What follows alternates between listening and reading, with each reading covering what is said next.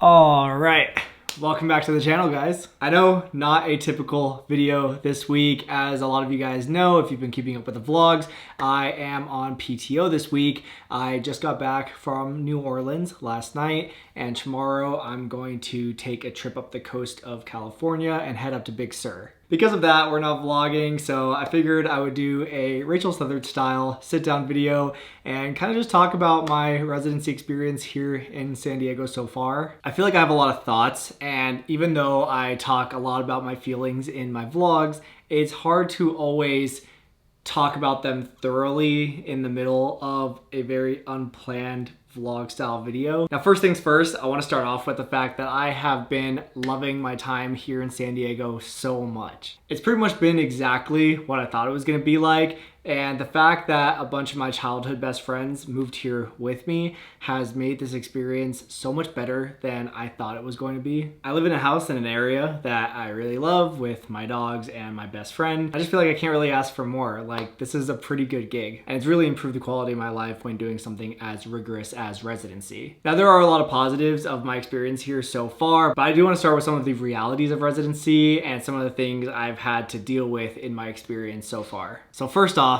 the loss of identity outside of medicine. Back in August, I definitely started to feel some of the effects of the long work hours in the hospital, in the OR, and that continued in September when I was working in the ICU and had 4 days off the entire month. There was a phase that made me feel like I was not doing a lot of things that made me feel like me, including tricking, running, going to the beach, just exploring. Even doing things like playing video games with my friends, I was doing a lot less of in the month of August specifically. And so it was definitely starting to burn me out a bit. Another reality of residency and something I was feeling a lot of was just constant exhaustion, but then also the guilt for resting. You guys comment on my vlogs all the time that I look tired. And you're right, I do, because I am tired. Anesthesia, especially the program I'm at, is a lot of hours, a lot of call. I'm up every day at like 5:30 a.m. at the hospital by 6,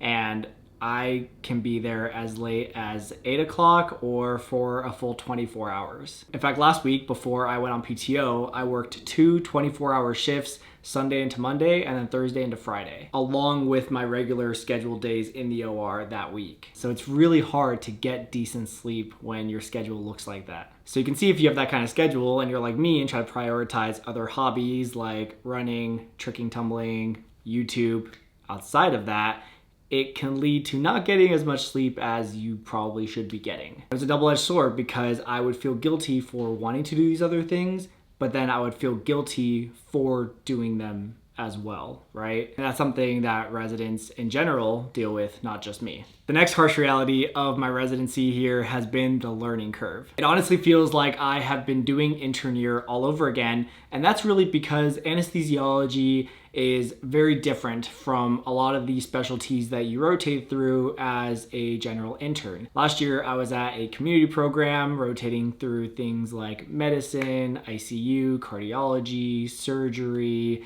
endocrinology, and then I came here to a very, very, very academic program doing anesthesiology. And anesthesiology involves not only a really good foundational understanding of human anatomy and physiology, pharmacology, biochemistry, but you are also now having to get good at an entire skill set of procedures that other people don't necessarily have to do. Things like intubating, placing IVs in art lines, central lines, and also just the general setup of being able to do anesthesia, right? Like setting up your anesthesia machine, drawing up medications, setting up your lines so that your IV and your art lines actually can do something. These are all things you don't really learn in medical school or intern year, and so it really felt like I was starting from square one when I came here. So functionally being an intern twice and also just not feeling good enough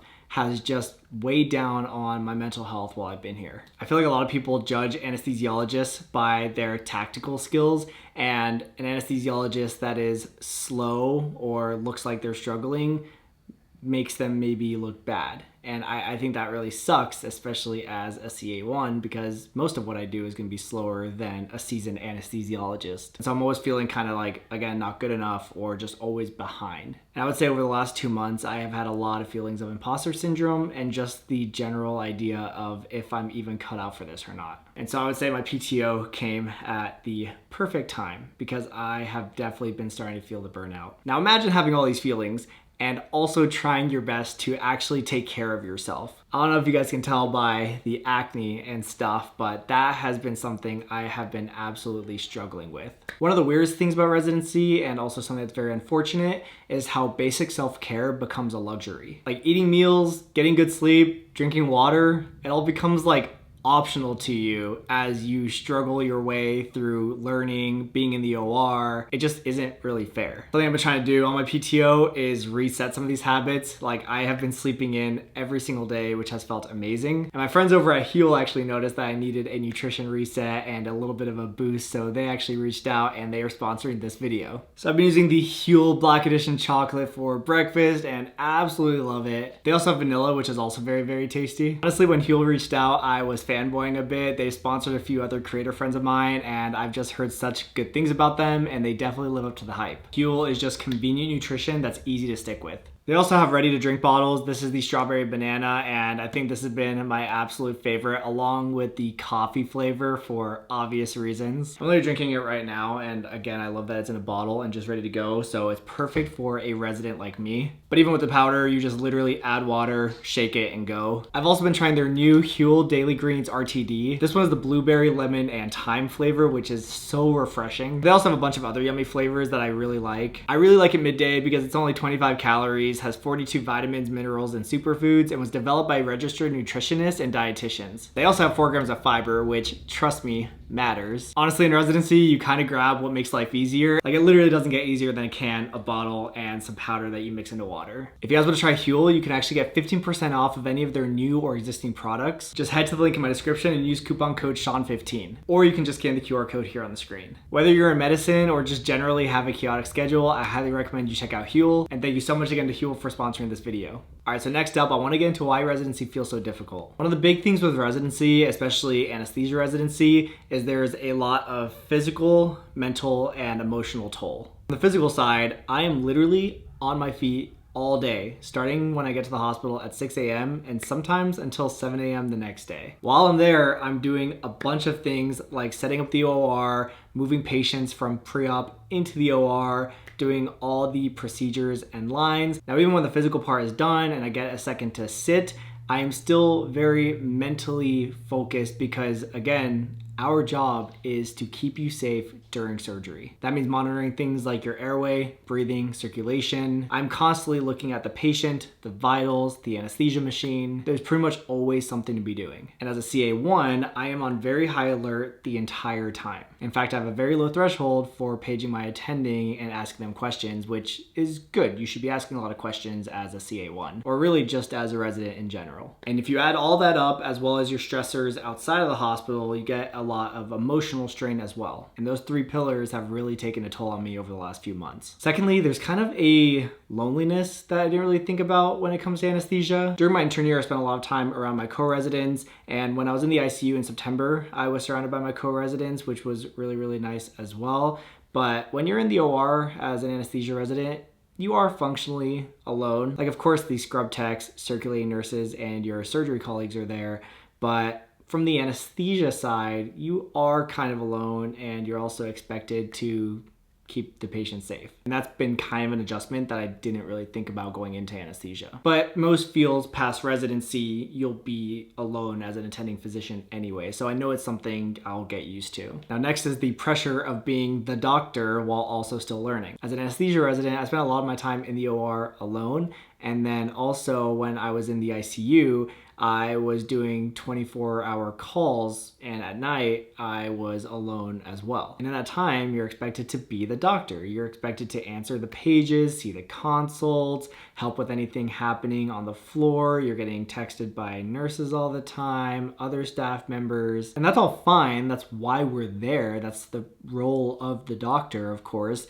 but you're again expected to be the doctor, but again, you're still learning. So it's really difficult to see yourself as the doctor because you still know you have so much to learn. And so that's been really stressful as well. And this really all accumulates into my general feeling of imposter syndrome, which is not a new emotion. In fact, I'm okay with feeling imposter syndrome, right? Like you get used to it as a pre-med, medical student, intern, now CA1. I've had imposter syndrome every step of the way. Everything I've ever accomplished started with me feeling like I wasn't cut out to do that thing.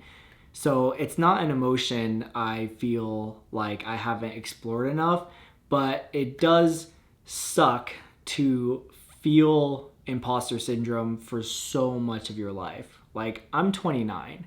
I decided to be pre-med when I was 21. And so I have had some overlying sense of imposter syndrome for nearly 9 years. And that does take a toll on you, especially when you look around you and you see so many competent, smart, and very accomplished individuals. It's not a good feeling, but I'm very self-aware of the fact that it's part of this process. It's still pretty cheeks though.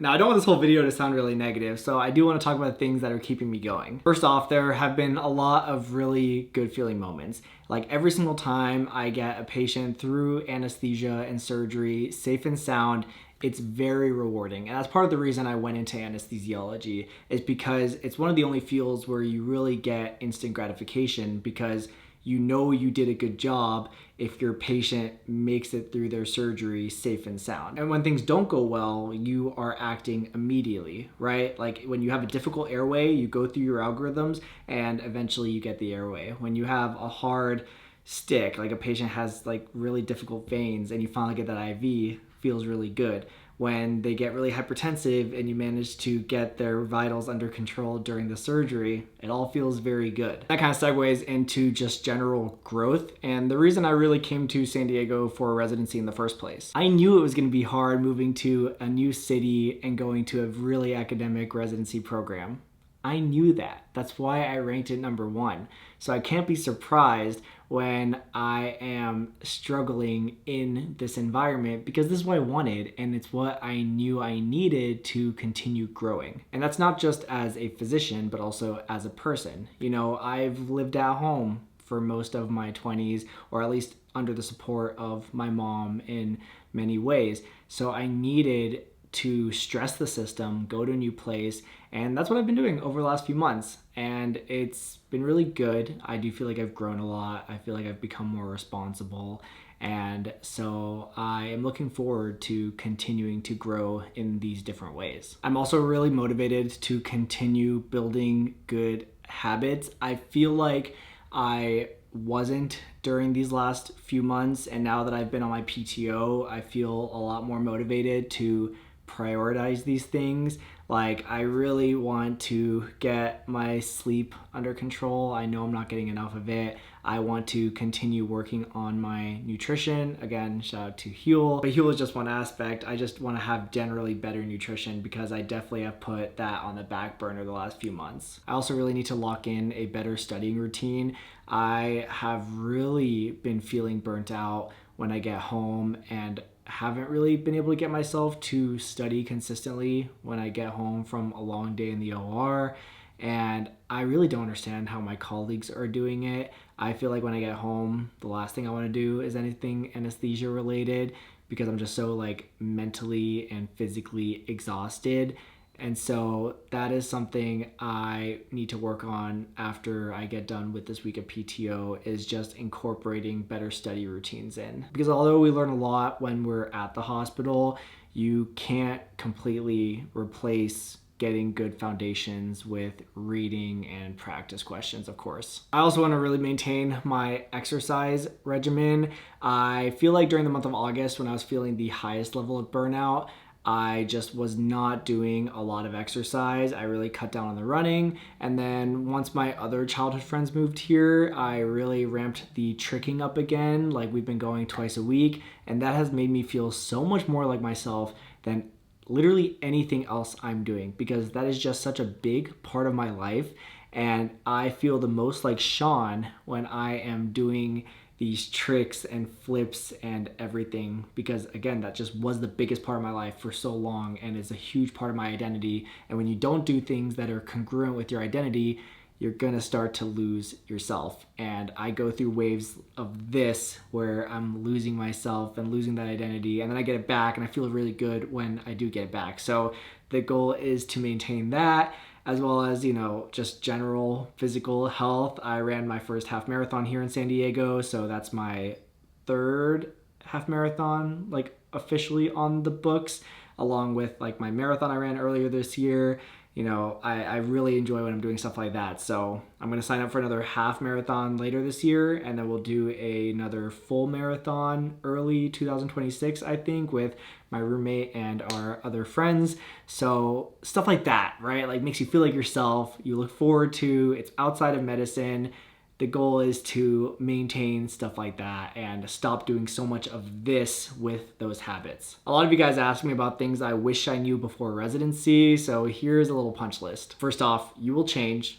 Don't fight it. It's not necessarily a bad thing, but you want to be conscious about if you are changing in the right ways and in ways that are beneficial to you. Like you're gonna get older, probably more mature, but you don't necessarily want to outgrow things like your best childhood friends or the other hobbies and activities you really enjoy doing. Secondly, boundaries are not unprofessional. It's okay to say no to things. It's okay to want to separate your life outside of work from your life in work.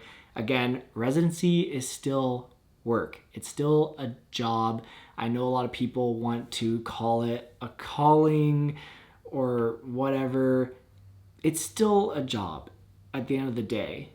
And just because you're choosing to do something that is really bigger than yourself and for the benefit of other people doesn't mean you should sacrifice yourself in that process. Which brings me to point number 3. You need a life outside of medicine. You need something that you can come home to and take your mind off of it, and other things that give you value and purpose and self-esteem that are not related to medicine or residency, because I promise you're not going to get it from there. You're going to get the exact opposite every single day. You're leaving the hospital with a lot more things you want to be better at than things that you feel good about. Fourthly, you're never going to feel ready. Do it anyway. A lot of the things I've done for the first time in my anesthesia training, I didn't feel ready for. I was nervous about. I remember my first fiber optic nasal intubation. I was nervous about it all day. Couldn't stop thinking about it. And I did it with my program director and it went very well, and I'm so glad I got to do it. I'm going to do it several more times throughout my training, actually tons more times, right? But there's always going to be a first for everything, so trust your knowledge, trust your mentors, your attendings, and you'll get through it just fine. And number 5, your why needs to evolve or you're going to burn out. A lot of us went into medicine for various reasons in our early 20s, late 20s, early 30s, and that reason will kind of have to evolve as you go through your training, because life changes, your priorities change, and so your why needs to change as well. If you stick to the same reasoning and life is not going the same way as it was when you first wanted to do this, then you're going to feel some burnout. So to end things off, residency is hard, but hard doesn't mean bad or wrong. And honestly, growth is supposed to be uncomfortable. So cut yourself some slack and take it day by day. This video kind of turned into a lot of advice, but this is functionally everything that I am telling myself every single day, or at least trying to tell myself when I feel very burnt out or tired or imposter syndrome-y. And that's also why I wanted to just make this rant of a video. But honestly, just filming this video has kind of made me feel a bit better. I know this wasn't our typical video, but since I'm on PTO, this was a lot better to do. And again, I feel better kind of talking about what's been on my mind and what I've been struggling with so far in my anesthesia training. So I hope you guys enjoyed it and can take some of these lessons with you. Next week, we will go back to our regularly scheduled content with the vlogs. Oh, and shout out again to Huel for sponsoring this video. Make sure to check them out. Thank you guys so much for watching. Make sure to like, comment, subscribe, and I will see you next time.